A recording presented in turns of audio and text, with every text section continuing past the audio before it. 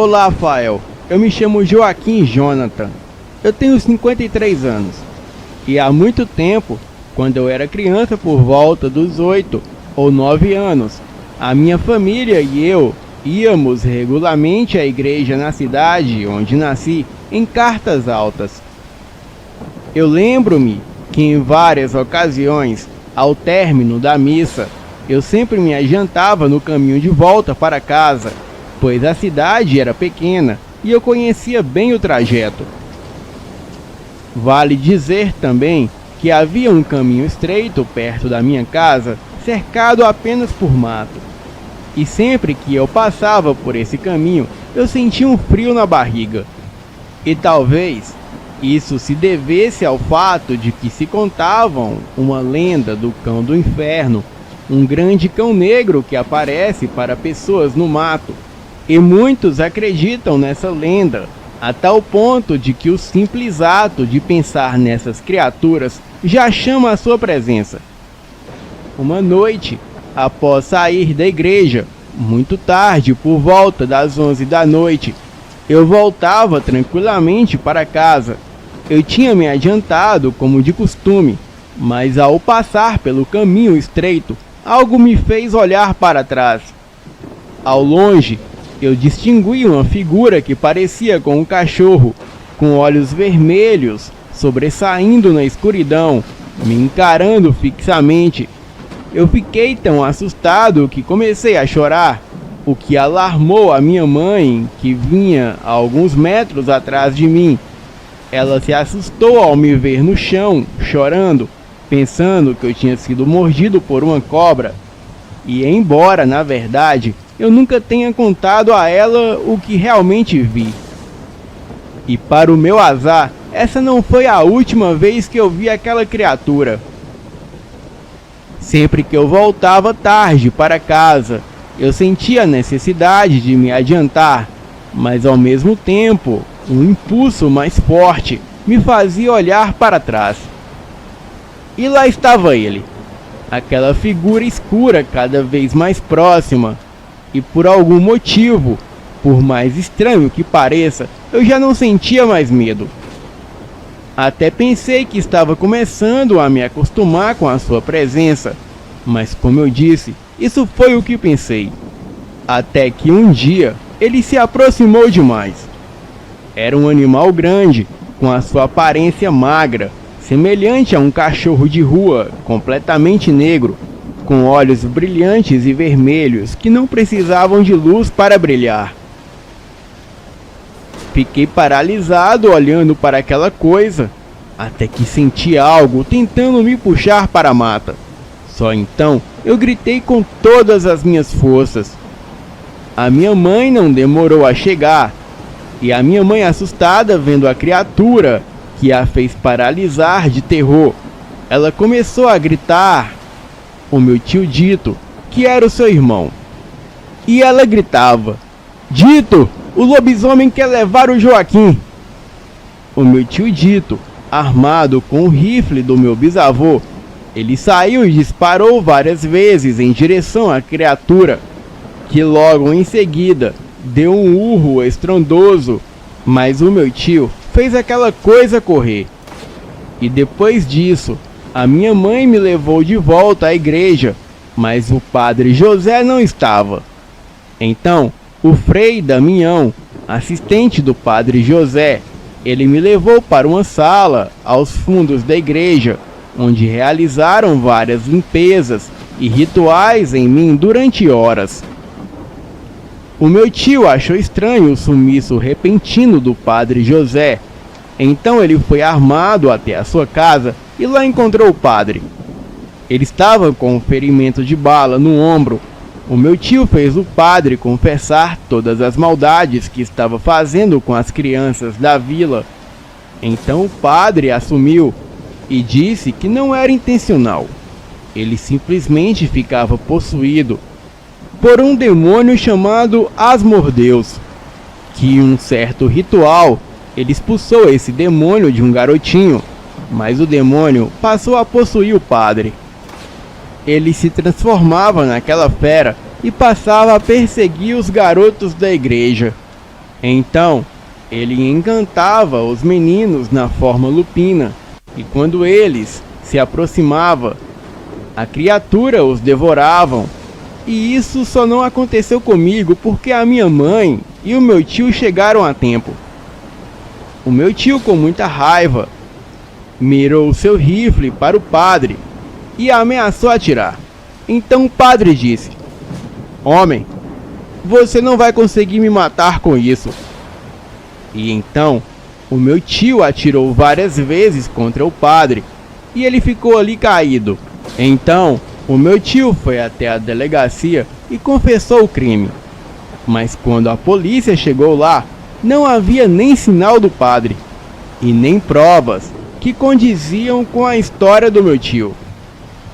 Os policiais acharam que o meu tio estava ficando louco. E desde aquele dia eu nunca mais vi o cão do inferno. E nem é preciso dizer o motivo. Mas como muitos não acreditaram em mim, eu reforçarei que essa história é real. Eu tenho testemunho da minha mãe, das minhas irmãs, os meus tios e os meus avós. Os meus avós têm histórias bem mais interessantes que a minha, e qualquer dia eu vou enviar para o canal. Boa noite.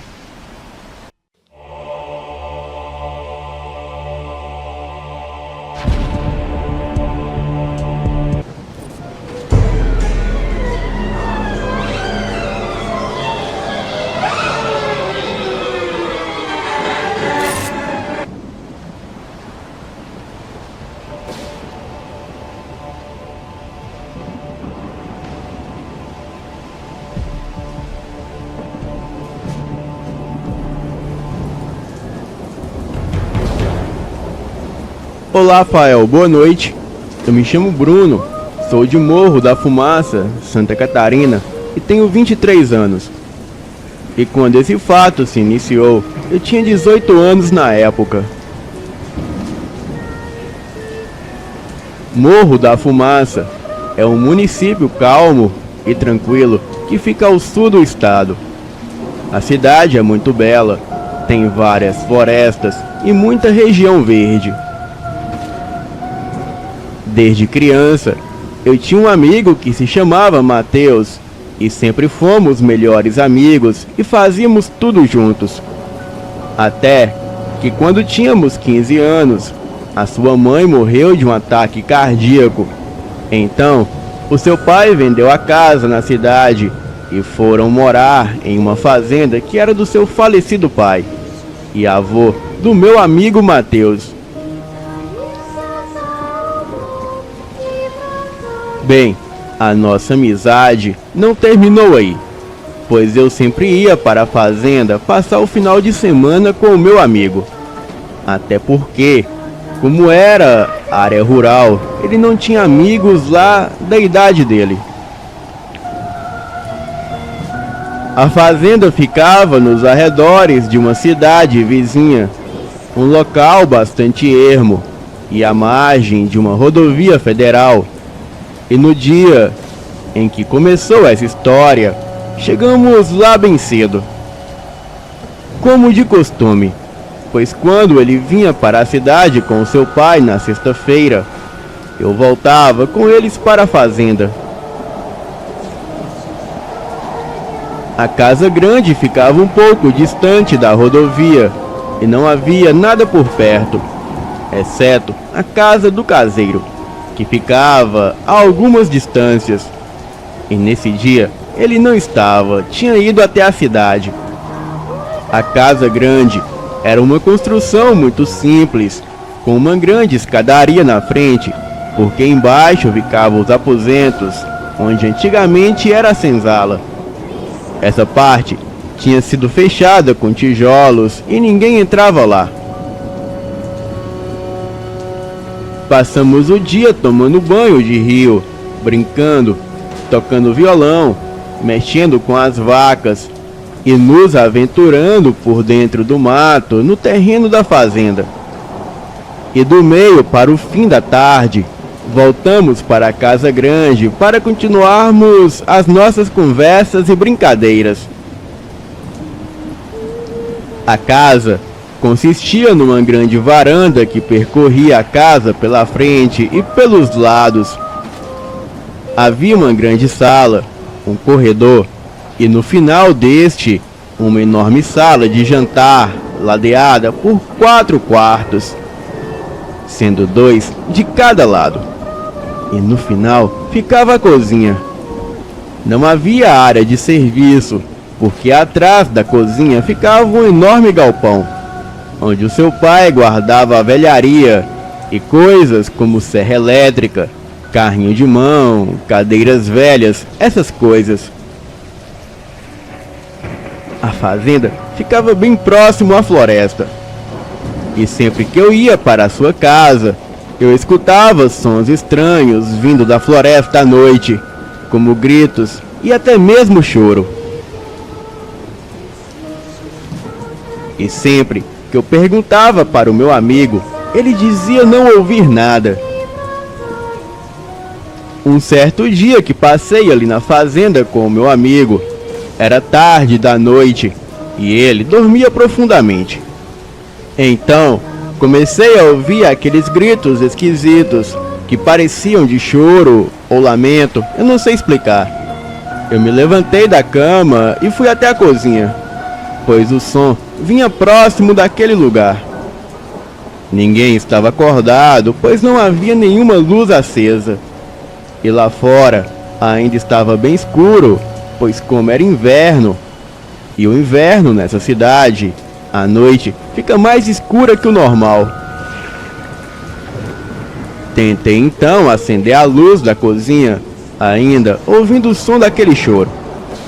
Porém, não foi surpresa a luz não acender. Ela apenas piscava, mas não acendia totalmente. E isso é até normal, pois eram aquelas lâmpadas compridas, fluorescentes, e quando está muito frio, elas não acendem de primeira.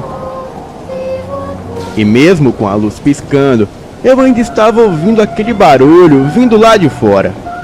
Mas o estranho foi que no momento em que a luz se estabilizou, aquele som lá fora parou. E como eu ainda estava sonolento, eu resolvi voltar para a cama e nem dei tanta importância depois que o barulho parou. Mas para minha surpresa, quando eu me deitei novamente, o barulho recomeçou. Mas desta vez não parecia ser aquele choro esquisito. Desta vez pareciam ser urros. Ah não, aí já era demais. O meu sono já tinha dado adeus naquele momento. Eu resolvi não ligar para aquilo, pois deveria ter uma explicação bem lógica. Então, eu me cobri com o cobertor e fiquei ali até o dia amanhecer, e só assim eu consegui pegar no sono.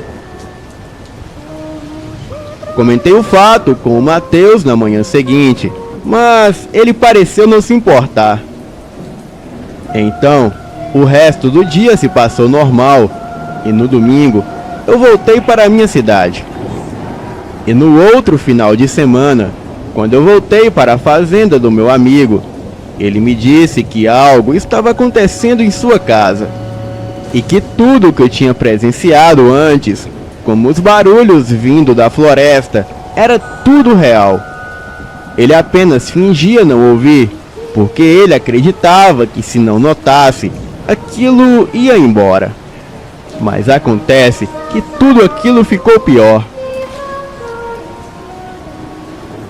Na noite de sexta para sábado, na fazenda, sentamos na cama perto da janela do seu quarto e ficamos jogando futebol de PlayStation 4, enquanto conversávamos, pois na fazenda não havia sinal de celular e nem internet. E foi aí que começamos a ouvir os barulhos estranhos vindo da floresta. Ficamos com muito medo, então decidimos abrir a janela e espiar para ver o que era aquilo. Entre a sua casa e a floresta havia uma grande área aberta, e podíamos ver vagamente a área aberta por causa da luz da lua, mas não podíamos ver além da escuridão da floresta. e de repente, uma grande criatura humanoide que parecia um grande lagarto. Aquilo saiu de dentro da floresta. Ele possuía longas garras em suas mãos e os seus olhos eram vermelhos. Ele esticava a boca, jogando a cabeça para trás e produzindo aquele som de choro e grito ao mesmo tempo. Ficamos em choque presenciando aquela cena. Então, eu gritei um pouco alto, fazendo com que a criatura nos percebesse. E mesmo aquilo estando a uns 200 metros de nós, ele escutou o meu grito abafado. Então, aquilo simplesmente ficou invisível. Sim, ele não desapareceu, ele ficou invisível, pois deu para ver ele sumindo aos poucos como se camuflasse. E isso foi o bastante para nós trancarmos a janela, apagarmos as luzes e ficarmos em silêncio até pegar no sono. E no dia seguinte nos questionávamos se realmente tínhamos visto aquilo mesmo ou se era apenas a nossa imaginação. Então, sendo as pessoas curiosas que éramos, decidimos sair para a floresta e procurar por pistas daquilo. E seja lá o que fosse, encontramos uma estranha árvore arrancada, com um monte de buracos no chão, e dentro dos buracos haviam ossos de animais. Ali próximo havia uma gruta, e quando nos aproximamos, ouvimos uma respiração pesada vindo de algum lugar de dentro da gruta. Bem, naquele ponto já estávamos com muito medo. Então, voltamos bem rápido para casa. Algumas semanas se passaram e o meu amigo não ouviu mais nada. E eu voltei para a fazenda dele apenas 2 meses depois. E quando eu voltei, ele me contou que aquela criatura que vimos não era a nossa imaginação, pois aquilo ficou muito surreal. A cada noite que se passava, a criatura se aproximava mais da fazenda, inclusive chegando a matar um dos bois do seu pai, deixando o animal totalmente sem sangue no corpo. Ele disse que eu não precisava me preocupar, pois o seu pai e alguns amigos procurariam na floresta o animal que fez aquilo com o boi. Esquecemos o assunto e depois resolvemos fazer trilha de bicicleta. Então o Matheus me emprestou uma bicicleta e me pediu para pegar uma das suas bicicletas no galpão dos fundos. Eu fui até lá, mas ao pegá-la, eu senti que algo me observava. Olhei para a floresta, mas não vi nada. E de repente, eu ouvi um barulho estranho, literalmente acima da minha cabeça. Nesse momento, eu já havia saído do galpão. E quando olhei para o telhado, que estava a apenas 7 pés do chão, eu vi aquela mesma criatura sentada no telhado, a poucos metros do meu rosto. Eu entrei em pânico. A coisa se pôs de ponta cabeça e gritou na minha cara. Eu corri de volta para o galpão e bati a porta em seguida. O meu amigo correu para o galpão da casa para ver o que tinha acontecido. E eu entrei em pânico. Mandei ele trancar tudo. Então, nós nos trancamos lá dentro e esperamos que o seu pai voltasse. E isso era por volta das 18 às 20 horas. Eu não me lembro exatamente, mas eu sei que era perto da noite. O seu pai estava na floresta com amigos e empregados, procurando o animal que matou seu boi, mas sem sucesso. E depois que ele voltou para casa, contamos a ele o que aconteceu. Ele e 2 dos seus amigos e nós vimos aquela mesma criatura à distância, apenas na beira da floresta. E quando eles começaram a atirar, a coisa correu e ficou invisível. E nós não tínhamos explicação para aquilo. O tempo foi passando e foram aparecendo mais animais mortos. E detalhe, sem nenhuma gota de sangue no corpo. O seu pai procurou respostas para aquele estranho fenômeno e um amigo disse para ele que aquilo talvez fosse o chupa-cabras, uma criatura alienígena, e que talvez isso não fosse parar. Bem, o certo é que eu nunca mais quis voltar naquela fazenda. O pai do meu amigo presenciou a criatura algumas outras vezes, mas acabou desistindo da vida no campo devido àquele ser horrendo e voltou para a cidade. Já se passaram 5 anos desde que isso aconteceu, e agora eu tenho pesadelos com aquele ser até hoje. O meu amigo voltou para a cidade de Morro da Fumaça e o seu pai o proibiu de tocar nesse assunto, pois as pessoas iam chamá-los de loucos, até porque pessoas da cidade pequena têm o hábito de fofocar muito. Bem, Fael, eu não sei o que era aquela criatura e nem o que aquilo queria, mas posso dizer que foi a coisa mais horrenda que eu já presenciei em toda a minha vida. Alguém mais testemunhou algo assim? Boa noite.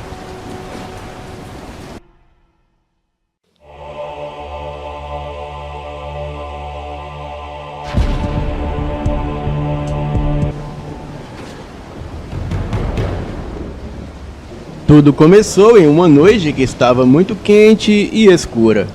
Era uma noite de verão com uma lua nova, e a única coisa que iluminava o céu eram as estrelas. Nós estávamos no carro, sem rumo, tentando matar o tédio, coisa difícil quando se mora em uma pequena cidade do interior do Mato Grosso. Éramos 5 no total. A minha namorada, o irmão mais novo que não desgrudava dela, a prima deles, um amigo e eu. Todos apertados dentro daquele palio. E depois de andar um pouco pela cidade, resolvemos sair da região mais urbana e pegar as estradas que circulavam a cidade.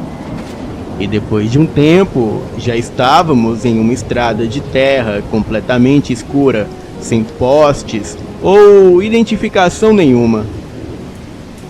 Eu acho que a gente nunca passou por aqui antes, a minha namorada falou. E realmente eu não me lembrava de ter estado por lá antes. E como era um lugar novo, resolvemos continuar em frente e ver até onde ia dar. E depois de uns 20 minutos naquela estradinha, chegamos a uma bifurcação. E uma das estradas que saía de lá estava bem mal cuidada e parecia não passar carro por lá já fazia muito tempo. E com o matagal já tomando a estrada de novo. A outra estrada que saía da bifurcação parecia ser a continuação da estrada que estávamos. E como estávamos nos sentindo aventureiros, o meu amigo sugeriu pegarmos a estrada mais mal conservada, e foi o que fizemos. E como ela estava muito ruim, não pude ir muito rápido. A estrada passava por um terreno com uma vegetação baixa, mas a cerca de uns 20 metros à direita dela, o matagal já virava uma floresta densa, com árvores grandes à esquerda. E a distância entre a floresta e a estrada já era uns 10 metros. E cerca de uns 40 minutos depois, ainda estávamos passando pela estrada. Então, alguma coisa na nossa frente chamou a nossa atenção. Havia algumas árvores caídas no chão bloqueando a estrada. E nós pensamos o que fazer. E depois de alguns minutos resolvemos tirar as árvores e continuar em frente. O meu amigo e eu descemos do carro e com algum esforço conseguimos limpar o caminho. Então voltamos para o carro e continuamos a seguir a estrada. E menos de 20 minutos depois, Acabamos chegando no fim da estrada e ela dava para uma casa.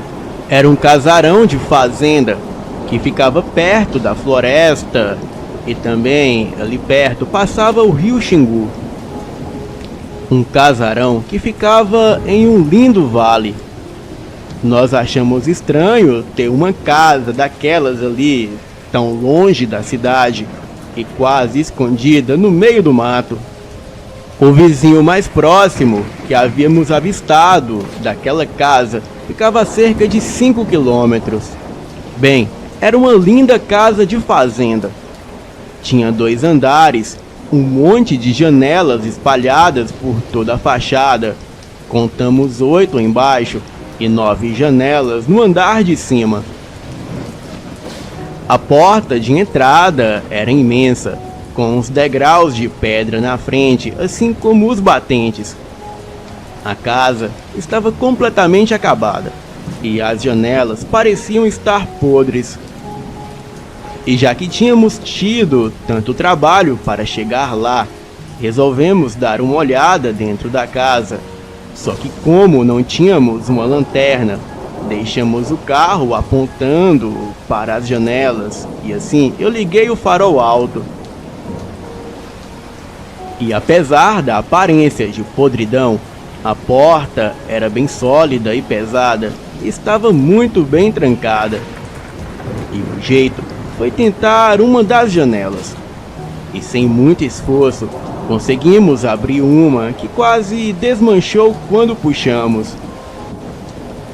O meu amigo entrou primeiro para dar uma olhada lá dentro, ver se o chão não estava podre e se o teto ou as paredes não pareciam que ia cair ou qualquer coisa assim do gênero. E depois de algum tempo, ele apareceu na janela de novo, falando que estava tudo bem. Então, o irmão mais novo da minha namorada entrou, e depois a prima dela, e depois a minha namorada. E eu fui logo em seguida. Nós tínhamos entrado em uma sala que parecia ser uma sala de jantar. Ela estava quase vazia, a não ser por uma das cadeiras velhas de madeira jogadas em um canto. E o chão também era de madeira, que rangia e estalava muito enquanto andávamos. Abrimos mais 2 janelas para iluminar melhor lá dentro. Enquanto dávamos uma olhada na sala, escutamos algum tipo de barulho no andar de cima, como se tivesse uma movimentação muito grande lá. Nos convencemos que deveria ser apenas ratos e resolvemos dar uma olhada no resto da casa. Essa sala tinha 2 portas, uma porta dupla à direita que ia para outra sala, onde estava a porta de entrada, e uma porta menor à frente que levava para a cozinha. E a cozinha era gigantesca, do tamanho da sala. Ali pelo corredor, no andar de baixo, só havia um banheiro. Então, nós fomos pela porta dupla, indo para uma sala muito grande, a sala de entrada. Essa sala tinha a porta de entrada à nossa direita, na frente da casa, e uma escada à esquerda que levava ao segundo andar. Mas a escada estava completamente podre e quebrada, o que impedia que subíssemos para o segundo andar. Nós abrimos algumas janelas para iluminar essa sala também, e nós só estávamos conversando e andando pela sala quando o irmão da minha namorada falou que escutou um barulho vindo do andar de cima. Era um barulho bem mais alto do que havíamos escutado antes. Nós pensamos que ele queria simplesmente assustar a gente. Então, todos nós ouvimos aquele barulho alto. Era o mesmo barulho que o chão fazia quando a gente pisava nele. E também escutamos alguns gritos que pareciam ser de morcegos. Bem, deve ser o barulho da casa assentando, o meu amigo falou. É só a casa instalando. Ela já está velha. Então, ouvimos o som de novo e de novo.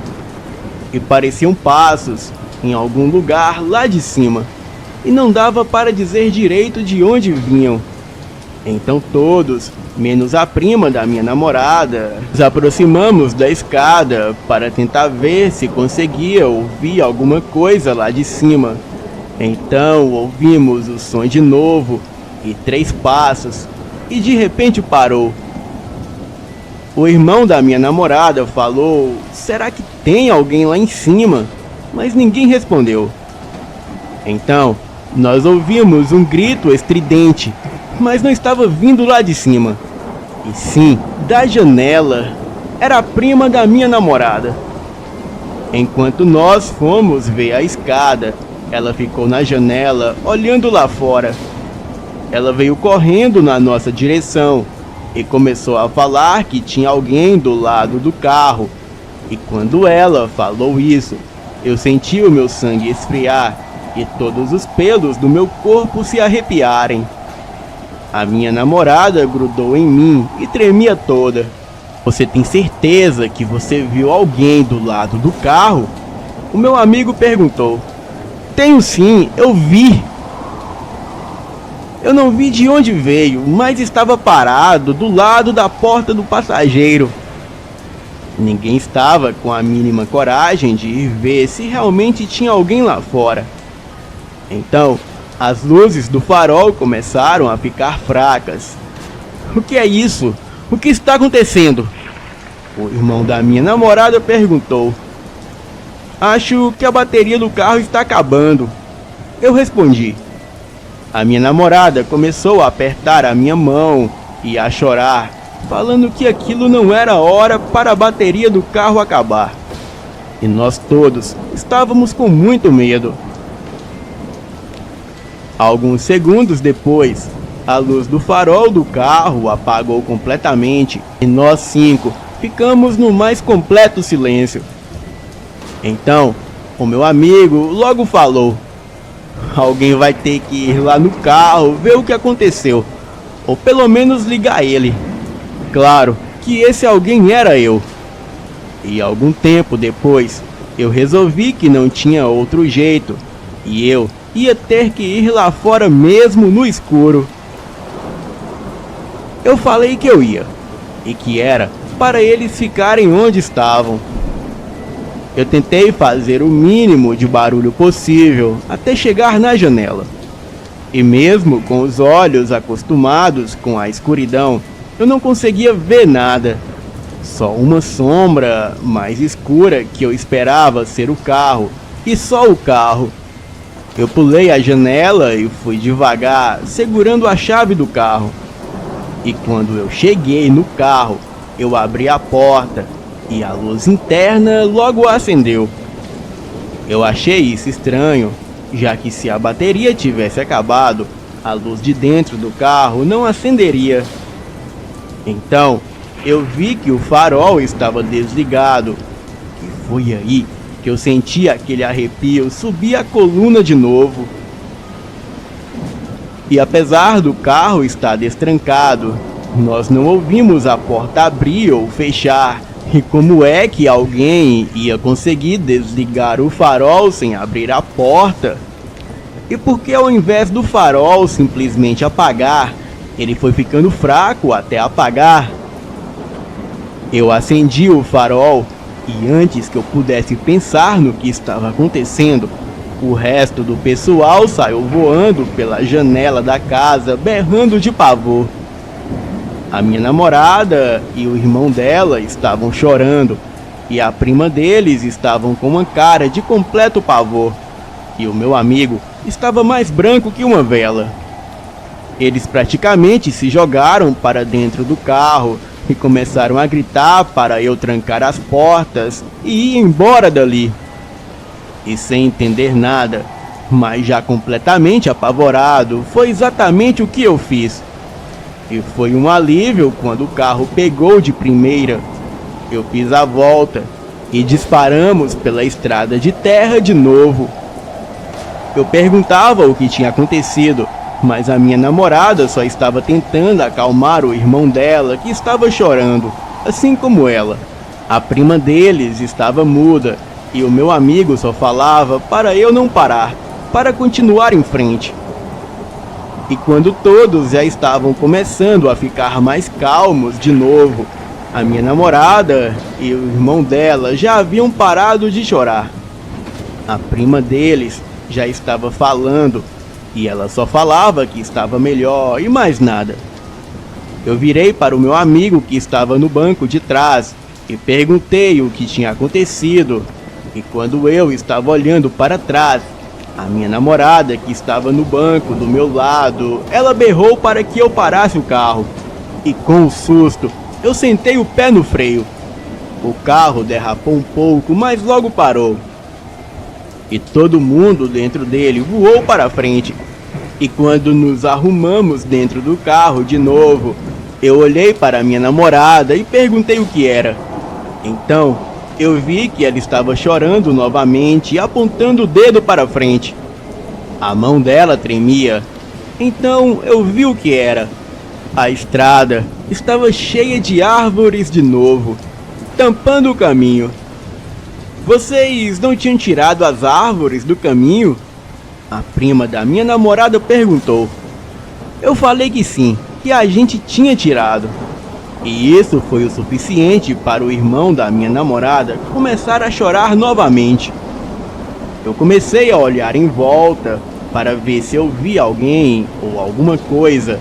E depois de um tempo, eu olhei para o meu amigo e falei: a gente vai ter que sair para limpar a estrada. Não tem outro jeito.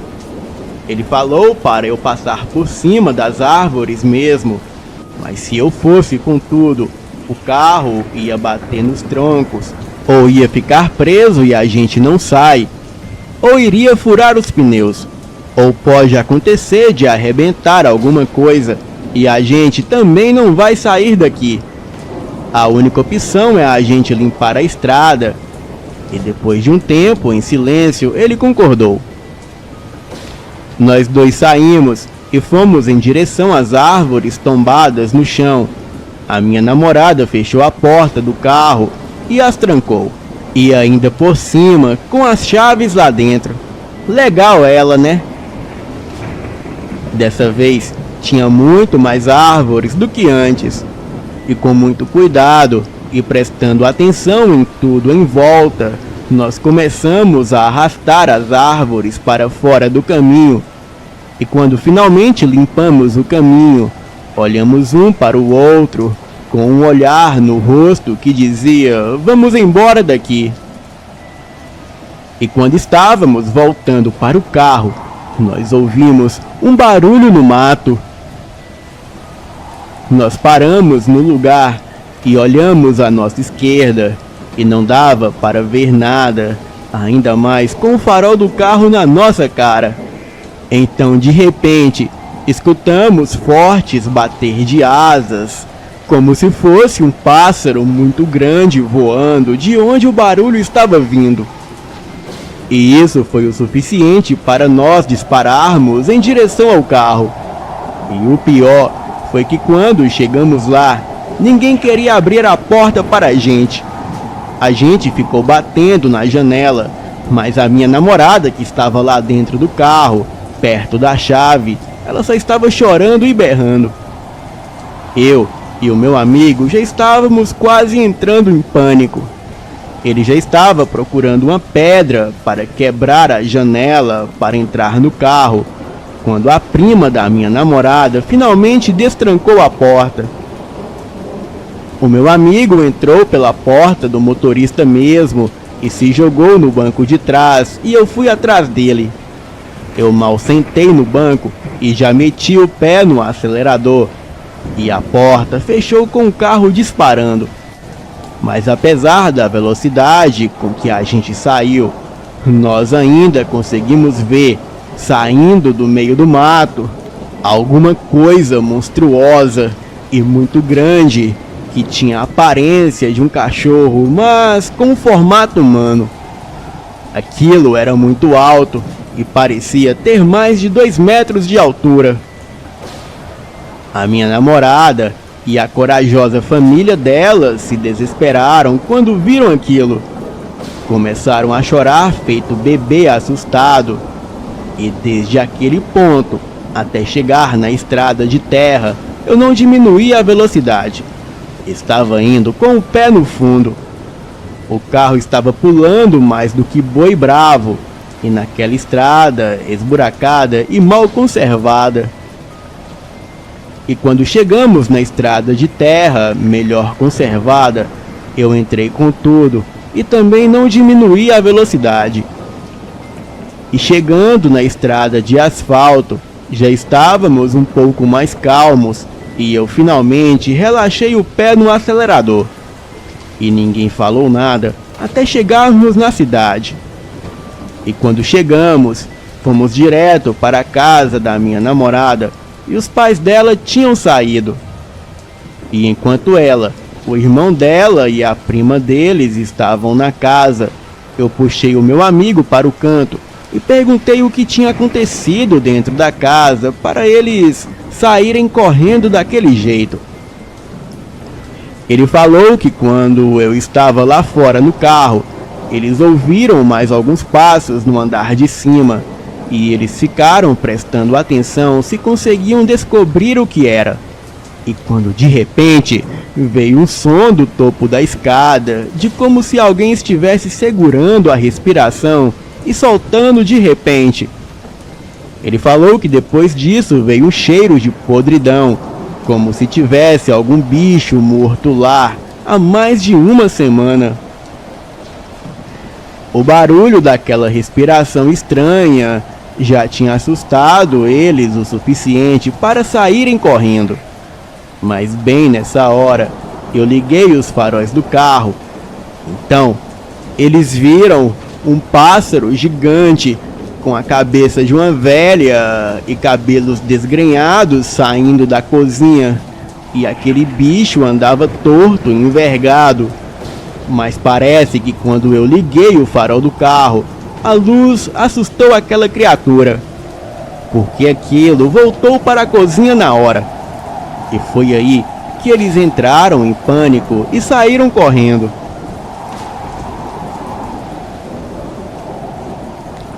Ele falou que não deu para ver o que era direito, e eles praticamente viram aquela mancha negra voltando para a cozinha. Até hoje, eu não sei no que foi que a gente esbarrou. O irmão da minha namorada tem pesadelos até hoje com aquela noite e não gosta nem um pouco de falar no assunto. E depois daquela noite, a minha namorada me largou, mas eu continuo sendo amigo do irmão dela. E a prima deles é a única que fala alguma coisa, mas também não gosta de falar muito no assunto.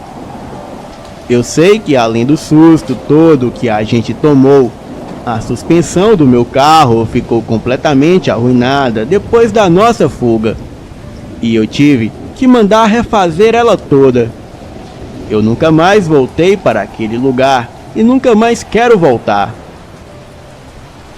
O meu avô me contou certa vez que aquela casa no vale estava abandonada há muito tempo. Um rapaz que era locutor da rádio da cidade nos anos 90. Ele morou sozinho naquela casa e as histórias que ele contava na rádio sobre as experiências sobrenaturais que ele passava naquela casa do vale eram realmente macabras. Ele logo se mudou de lá e depois um casal logo se mudou para a casa, mas não tiveram a mesma sorte, pois a esposa do homem, que era policial, o abandonou, e o homem foi achado morto depois de um mês em um dos quartos do andar de cima. E quanto à esposa do policial, ela ficou louca e tirou a própria vida em um hospital psiquiátrico. E depois disso, o dono da casa decidiu não alugar mais a casa e simplesmente a abandonou. E dizem que as pessoas não têm coragem nem de passar perto dessa fazenda, pois ao longe ouvem gritos e vozes chamando para que entrem na casa. Às vezes me perguntam onde é que fica a casa do vale, porque ninguém acredita na minha história, mas eu não falo. E se aquela estrada estava bloqueada, deve ser por um bom motivo. Boa noite.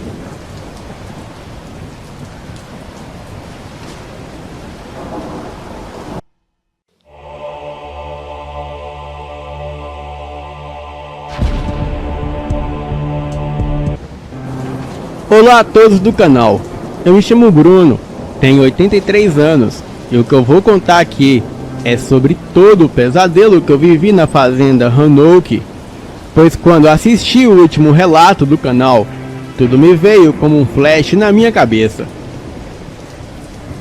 Muitos dizem que a fazenda Roanoke fica em algum lugar do Mato Grosso, já outros dizem que a mesma não pertence a esse mundo, pois a mesma só aparece durante a superlua de sangue.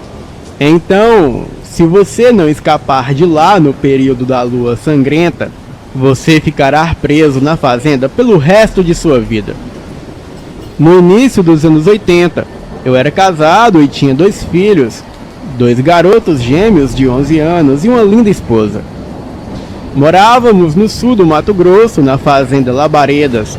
Criávamos gado e exportávamos carne e leite para todo o estado.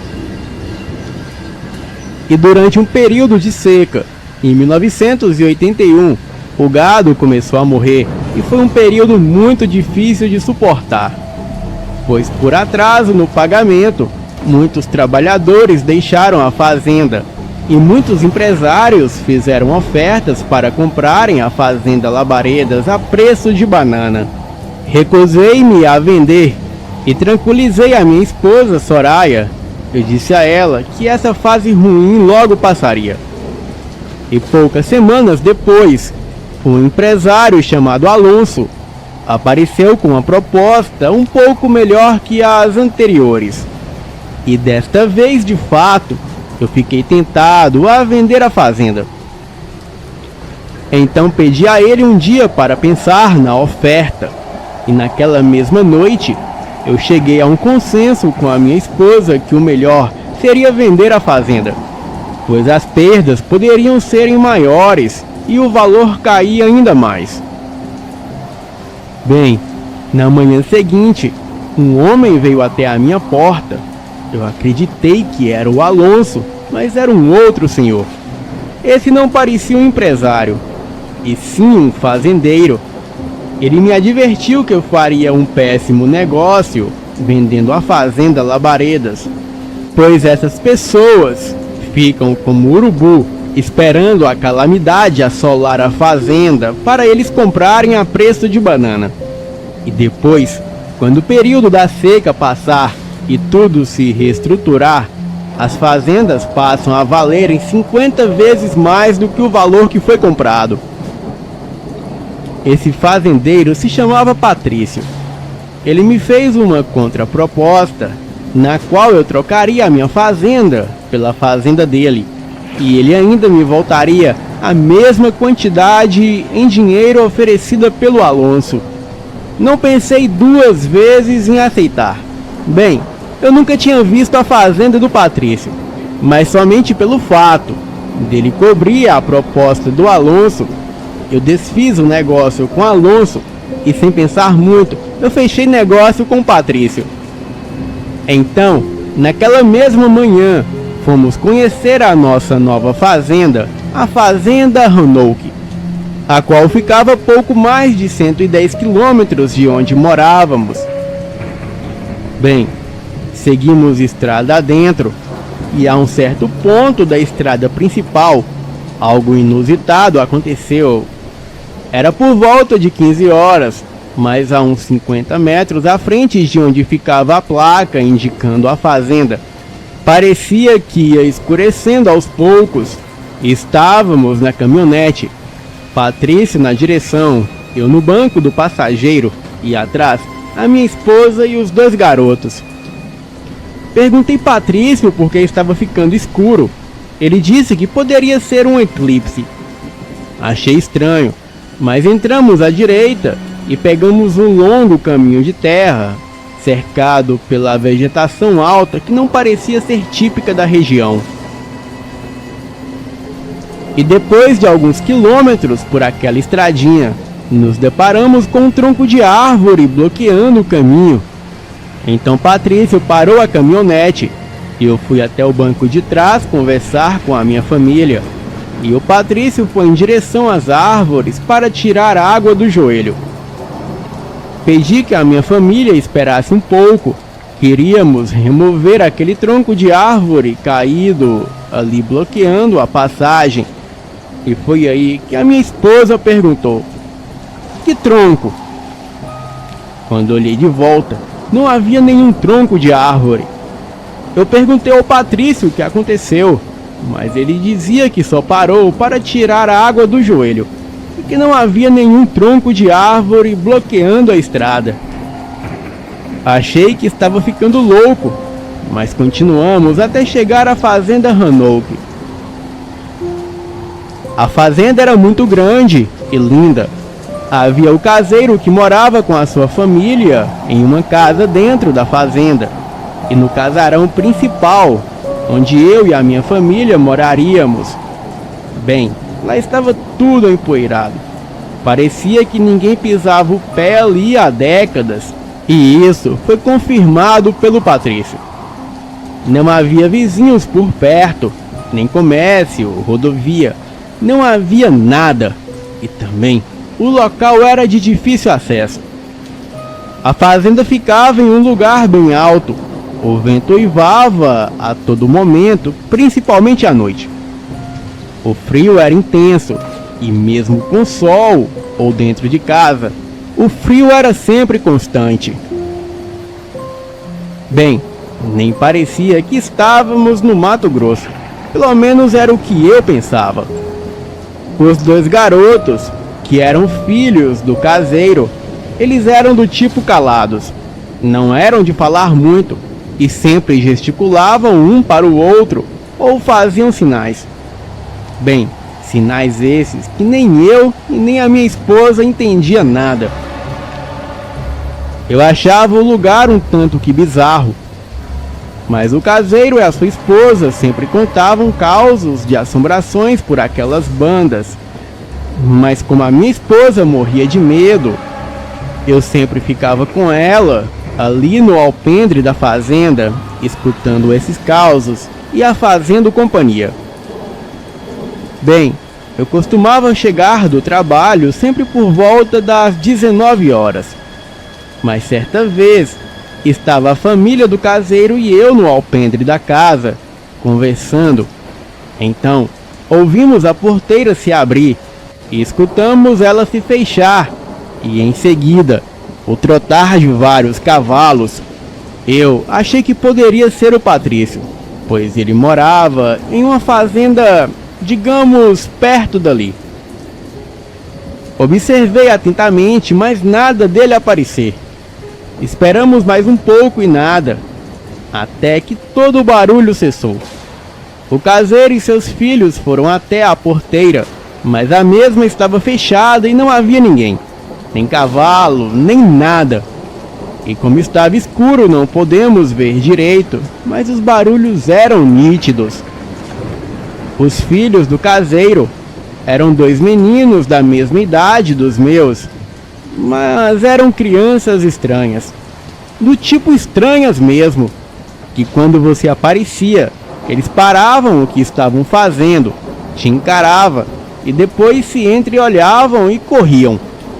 Mas com o tempo, eles se tornaram amigos dos meus filhos, e os meus filhos também começaram a se tornarem estranhos.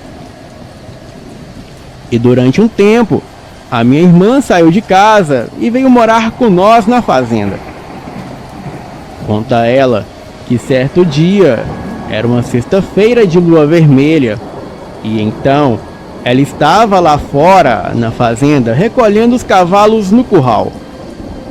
E mesmo sendo noite de lua clara, a fazenda ficava totalmente escura, devido à lua ser avermelhada e às nuvens que a cobria. Mas a minha irmã nunca teve medo de andar por lá.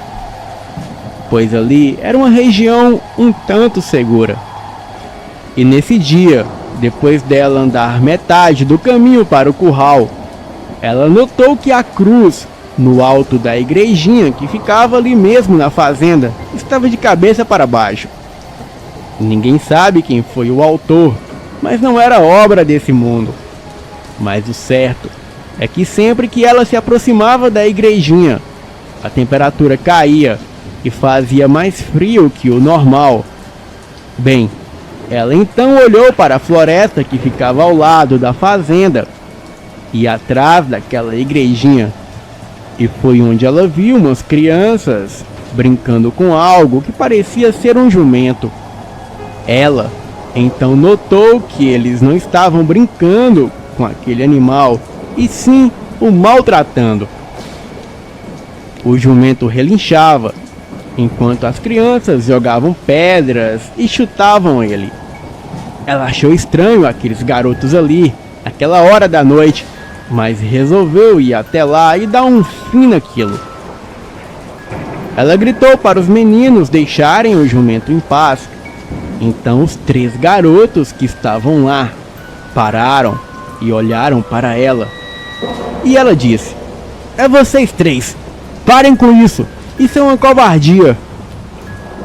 E enquanto ela se aproximava, os 3 garotos se entreolharam e cochicharam alguma coisa que ela não pôde ouvir. Então, o jumento aproveitou que a atenção deles não estava mais no jumento e o animal saiu correndo. E quando ele fez isso, a nuvem que bloqueava a luz da lua se dissipou de onde estava, e então a lua cheia avermelhada clareou tudo em volta. E quando tudo ficou claro, o coração dela quase parou. O que parecia ser 3 garotos não eram 3 garotos. Eram 3 seres apavorantes com a aparência de crianças. A única descrição que mais se aproxima era o Sméagol do Senhor dos Anéis. Eles estavam vestidos trapos. Não tinham mais do que 1,20 m de altura. Eram muito magros e os ossos da coluna pareciam sair da pele. E não tinham cabelos. Quando ela viu aqueles bichos na mata, a poucos metros dela, ela entrou em pânico. E os cavalos que circulavam pela fazenda, eles saíram correndo e todos entraram voluntariamente no curral. Uma daquelas criaturas gritou alguma coisa e os outros 2 responderam algo. A minha irmã não entendeu nada, mas a voz deles era algo muito assustador. Uma voz muito grave e profunda, e muito grossa, que parecia ser proferida por um gigante, mas saindo de criaturas que pareciam crianças. Ela correu o mais rápido que pôde e entrou em casa apavorada. No dia seguinte, ela, ainda muito assustada, arrumou as suas coisas, deixando a fazenda, e disse que voltaria para a cidade. Mas o certo é que depois daquele dia, eu nunca mais a vi novamente.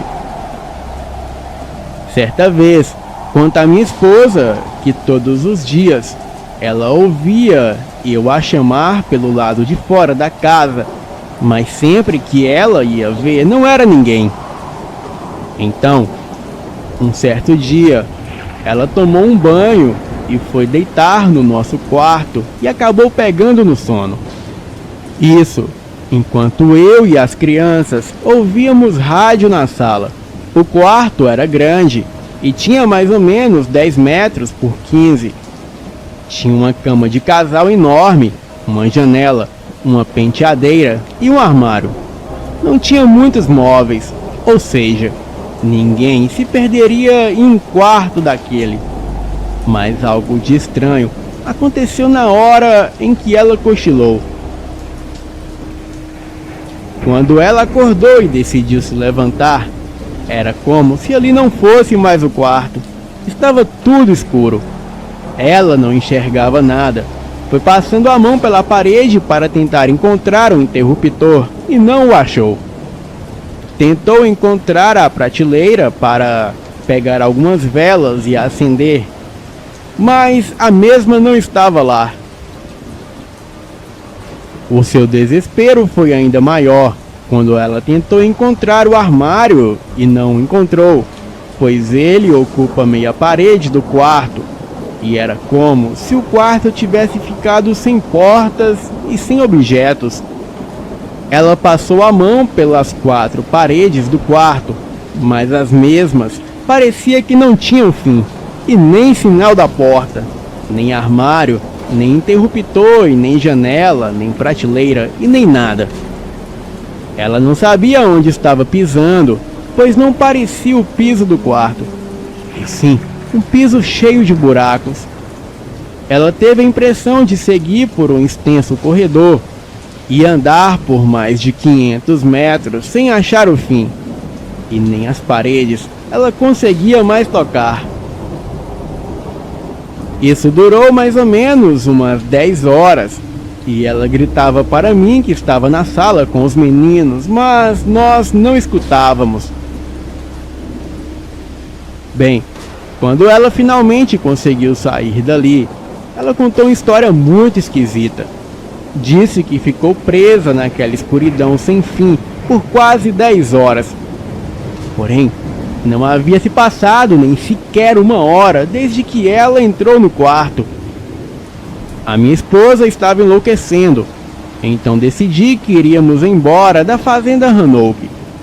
Os meus filhos, que já haviam feito amizade com os meninos, filhos do caseiro, eles agiam estranho, cochichavam entre si, riam sem motivos e conversavam com um casal de bode.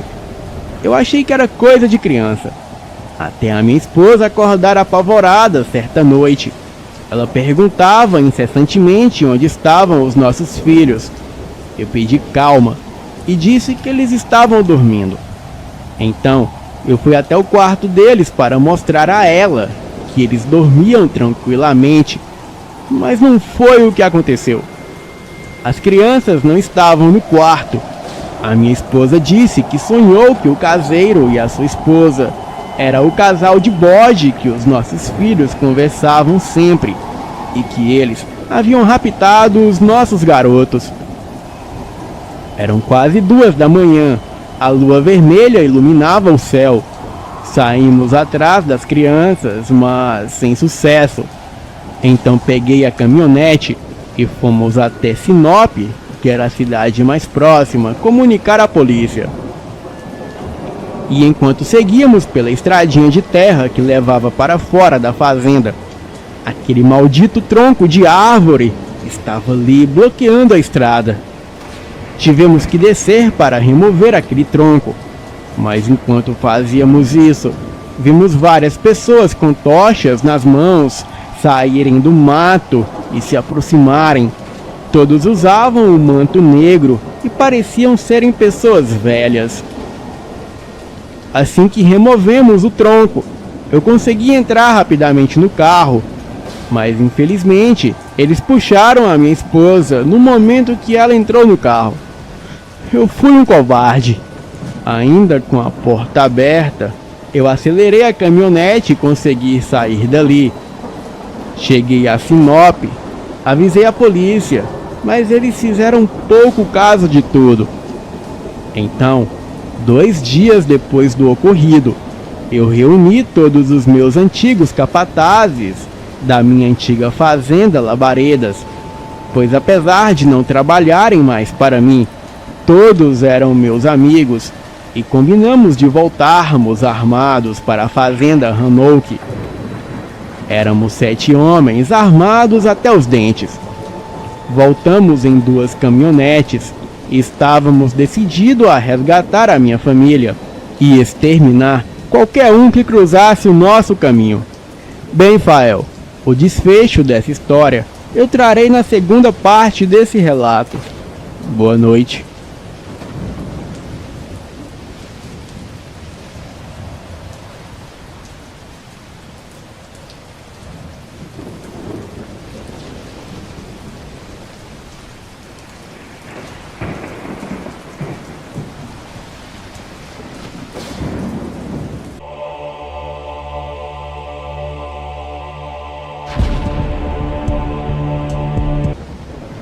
Olá, Fael Portinari.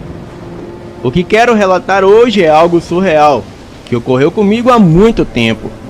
E esta é uma história que eu nunca contei pessoalmente para ninguém, pois para mim é a certeza que o desconhecido está por toda parte e você nunca está protegido. Sempre que me lembro disso, um calafrio percorre a minha espinha, mas depois de muito tempo de seu ocorrido, eu decidi compartilhar essa história com todos aqui do canal. Boa noite, eu me chamo José. Hoje tenho 63 anos, mas no auge dos meus 30 anos, ocorreu um fato surpreendente e marcante em toda a minha vida. Era a década de 80. Eu fazia uma viagem de Minas Gerais até o Mato Grosso para entregar um carregamento de soja. E nesse dia, eu estava na companhia de um amigo de viagem. Eu vou chamá-lo aqui de Nicolas. Naquela época, não havia GPS, então seguíamos as rotas com um mapa. Viajávamos tranquilo, ouvindo música no caminhão, pois naquela época era fita cassete, e diferente de muitos caminhoneiros que adoram um modão, o Nicolas e eu gostávamos era de um bom rock. E aproximadamente umas 11 horas da noite, o meu amigo Nicolas, que dirigia enquanto eu cochilava, conta ele que dirigia meio sonolento e de repente algo o tirou o sono, pois no acostamento da estrada ele viu uma criança correndo de uma ponta a outra da estrada. E ele conta que aquele menino usava roupas antigas, tipo dos anos 50. O garoto o encarou por uns 5 segundos e em seguida foi entrando para o mato. Nicolas me gritava para que eu acordasse e olhasse aquele menino estranho. E depois de me chamar umas 3 vezes, eu acordei e olhei para onde ele apontava. Porém, eu não vi nada.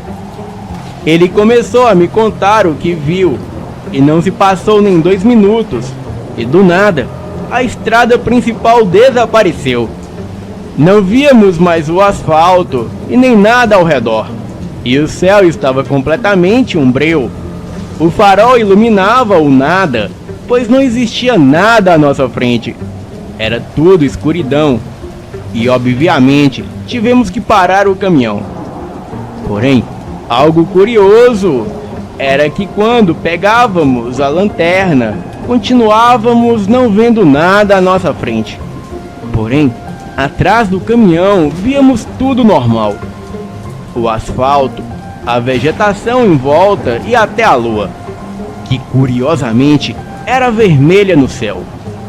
Era a tão famosa lua de sangue. Ligamos o pisca-alerta do caminhão e demos ré. A estrada era curta para virar o caminhão, porém à nossa direita, espantosamente, apareceu uma placa indicando um atalho. Essa placa com uma seta, apontando uma estradinha de acesso à fazenda Hanouk. Decidimos ir até a fazenda para pedir ajuda ou alguma informação, então fizemos a curva e seguimos caminho até a fazenda. A estrada de terra era cheia de buracos, o que dificultava a passagem do caminhão, e as árvores ao redor eram bem altas, o que não era nada típico da região onde estávamos. A lua vermelha deixava tudo vermelho ao redor e era muito estranho. Seguíamos bem devagar por aquela estradinha, até que uma coisa que eu só posso descrever como um homem com a cabeça de porco passar correndo na frente do caminhão. O Nicolas se assustou, perdeu a direção e jogou o caminhão fora da estrada. Não houve nenhum acidente grave, pois apesar das estradas ser de barro, paramos em meio às árvores. Nicolas estava tremendo muito para dar ré no caminhão e continuarmos a viagem.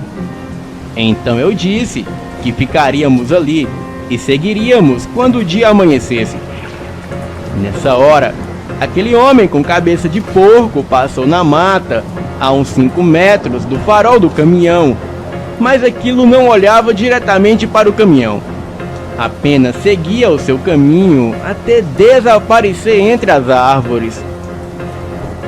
Apagamos o farol e deixamos apenas os faroletes traseiros do caminhão aceso em caso de emergência. Ficamos dentro do caminhão sem dizer uma palavra, até que mais ou menos uns 30 minutos depois apareceu um carro de boi, conhecido como carroça. A carroça parou próximo de onde estávamos e desceu um homem negro com roupas bem simples. Ele foi até nós e perguntou se estava tudo bem, já que ele estava passando por acaso e viu o caminhão fora da estrada. Então ele imaginou que talvez alguém precisasse de ajuda. Eu não contei sobre a coisa com a cabeça de porco, mas falei que o meu amigo cochilou no volante. Então, aquele homem se identificou como Álvaro e ele disse que não estávamos longe da fazenda Roanoke e que ficava a uns 5 quilômetros dali. Disse que era um dos trabalhadores da fazenda e pediria ao seu patrão para passarmos a noite lá. Aceitamos o convite, deixamos o caminhão lá como estava e fomos de carroça com o tal Álvaro. E assim que chegamos, eu logo notei que a fazenda parecia abandonada. A mesma ficava em um local ermo e em meio àquela escuridão, cercada por florestas e morros, que eu não fazia a mínima ideia de onde estávamos. Álvaro contou que aquela fazenda era bem antiga e que vinha passando de geração a geração desde o século XVI. Bem, o curioso é que havia uma igreja na área da fazenda. E o Álvaro falou que os donos não estavam ali, pois haviam viajado para a cidade. Chegamos até o local por volta de meia-noite.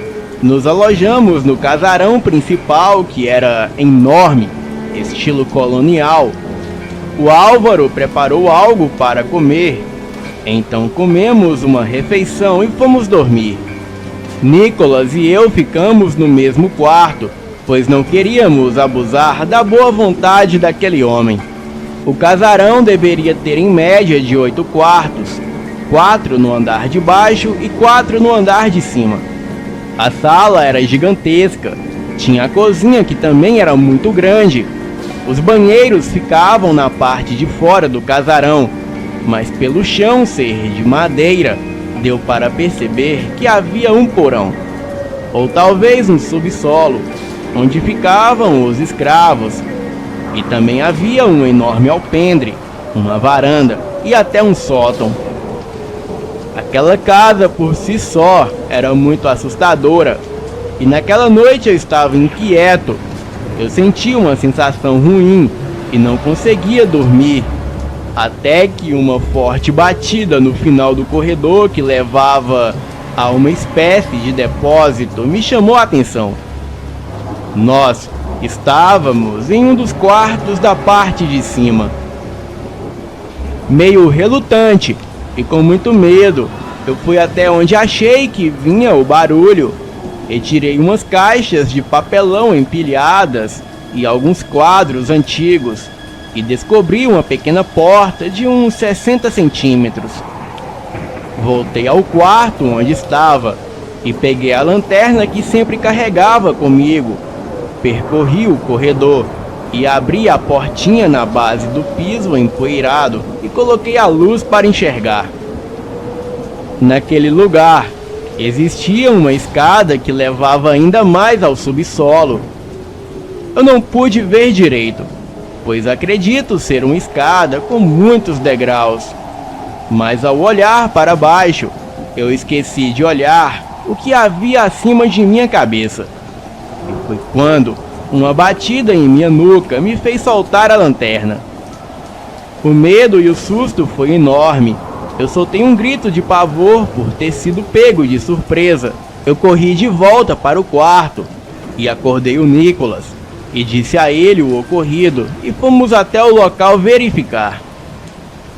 Quando estávamos saindo do quarto, Eu ouvi nitidamente o bater de uma porta com violência. E foi com certeza aquela portinha que eu deixei aberta. Com muito medo, lá fomos nós. Descemos os degraus e olhei instintivamente para cima antes de colocar o corpo, devido à pancada que eu havia recebido minutos atrás. Existia um caibro preso em uma das laterais. Eu acho que é uma tramela. Mas por que do lado de dentro? Quem não gostaria de ser incomodado? Nicholas, que me acompanhava, dizia que eu estava ficando paranoico. Continuamos a descer e já estávamos no meio da escadaria, quando a pequena porta bateu acima de nossas cabeças. O Nicholas escorregou com susto e caiu nas minhas costas. Eu perdi o equilíbrio e despenquei no piso de madeira logo abaixo. Me machuquei um pouco, mas a lanterna estava intacta. Então iluminei o local e na nossa frente era um corredor de tijolos. Ficamos em silêncio, mas estávamos ouvindo nitidamente alguém rir no fundo do corredor. Resolvemos de comum acordo voltar para o quarto e ignorar tudo aquilo. A coragem ainda não era suficiente. O Nicholas subiu as escadas de madeira na minha frente e a portinha não abriu. E como se não bastasse, escutávamos algo subir as escadas com passos de algum animal de cascos e grunhir como um porco. O pânico estava instalado em nós. Eu suava frio e o meu cabelo ficou em pé. Nicholas começou a perder o controle e esmurrou a portinha. Os passos e os grunhidos estavam bem próximos. A porta estava trancada, mas como a madeira era muito velha, então apenas com um chute conseguimos arrombar. Mas pasmem, quando apontamos a lanterna para trás, não havia nada ali. Até os barulhos pararam. Nicholas disse que lá embaixo ele percebeu que havia ossadas humanas ali no chão e também haviam grilhões na parede ao fundo do porão, como se fosse para prender alguém. Voltamos para o quarto, pegamos as nossas coisas e fomos até a sala no andar de baixo do casarão, e não ficaríamos ali naquele local nem mais um minuto. E assim que chegamos na sala do casarão, não encontramos ninguém. Então saímos da casa e fomos até a igreja que ficava na área da fazenda. A lua vermelha deixava tudo vermelho à nossa volta e era bem assustador. E quando entramos na igreja, encontramos uma moça amarrada e amordaçada em uma enorme cruz. Tiramos ela dali e ela estava muito ferida. Aquilo me deixou mais assustado ainda. A moça não falava nada com nada, dizia apenas que eles iriam voltar. Então ouvimos vários sussurros vindo do lado de fora da igreja, e quando olhamos, quase que eu tive um infarto. Eram dezenas de pessoas com cabeças de porcos, mas era como se fosse fantasia, ou até mesmo cabeças reais de porcos. Todos seguravam tochas, então trancamos a porta da igreja e fomos para o andar superior. O maior dos homens que estava lá fora estava ao lado de uma mulher de estatura baixa e acima do peso. Ela ordenou que ele entrasse na igreja e nos pegasse. Ele não tinha cabeça de porco, mas a sua cabeça era muito deformada. E ele, com apenas um chute, mandou a porta da igreja abaixo, enquanto todos os outros ficaram parados no mesmo lugar, segurando as suas tochas. Descemos de onde estávamos e tentamos sair pelos fundos da igreja, mas aquele homem conseguiu me segurar. Eu dava socos e chutes, mas aquilo não me largava. Nicholas batia naquele homem com um banco de madeira, mas aquele homem ficou mais furioso ainda, e com uma força incrível, ele me lançou a uns 10 metros de distância. E nesse momento, A moça correu e saiu por uma porta aos fundos da igreja, e Nicholas a acompanhou. E me abandonaram ali, sozinho com aquele homem, que logo me golpeou e eu apaguei. Acordei preso em um madeiro, cheio de palhas por baixo, cercado por aquelas pessoas com caras de porcos. A mulher estranha fazia um tipo de oração, olhando para a lua vermelha no céu, e com a tocha pronta para me queimar vivo como parte de um ritual. De repente, eu escuto barulho de caminhão se aproximando, e logo em seguida eu escuto 6 tiros, e as pessoas com tochas e cara de porcos começaram a correr. Nicholas, com um caminhão, ele passou em cima de algumas daquelas pessoas e acertou tiros em outras. A moça que estava com Nicholas me soltou, e então entramos no caminhão e fugimos dali. Nicholas disse que demorou para voltar, porque a moça e ele ficaram perdidos na mata, e só conseguiu chegarem até o caminhão porque ela conhecia um pouco do local. Ele conseguiu dar ré no caminhão e voltar até a fazenda, e para minha sorte, eu tinha um revólver calibre 38 no porta-luvas do caminhão. Bem, mas o nosso terror não havia acabado ainda, pois seguíamos pela estradinha para sair dali. Mas depois de andar uns 5 quilômetros, havia um tronco de árvore bloqueando a passagem da estradinha, o que não havia ali antes. Entregamos a arma para a moça. Então Nicholas e eu fomos remover aquele tronco da estrada. E hora ou outra, aparecia um vulto vindo da mata e a moça atirava. Foram 6 disparos, até ficarmos sem munição. Vimos luzes de tocha se aproximando ao nosso encontro, mas estavam um pouco distante. Removemos o tronco da estrada e saímos dali com o caminhão a toda velocidade. Pegamos a estrada principal e depois de algumas horas chegamos a Sinop, no Mato Grosso. Levamos a moça para o hospital e acionamos a polícia. Por tudo que passei, eu nunca mais peguei aquela rota da estrada, mas a moça que mais tarde descobrimos que se chamava Alice, ela deu a sua entrevista para a rádio local. A rádio nos contatou para darmos a nossa versão da história. Bem, depois de muita insistência concordamos, mas o que passamos não chega nem perto do que aquela moça passou. E trarei toda a história de Alice num próximo relato. Boa noite.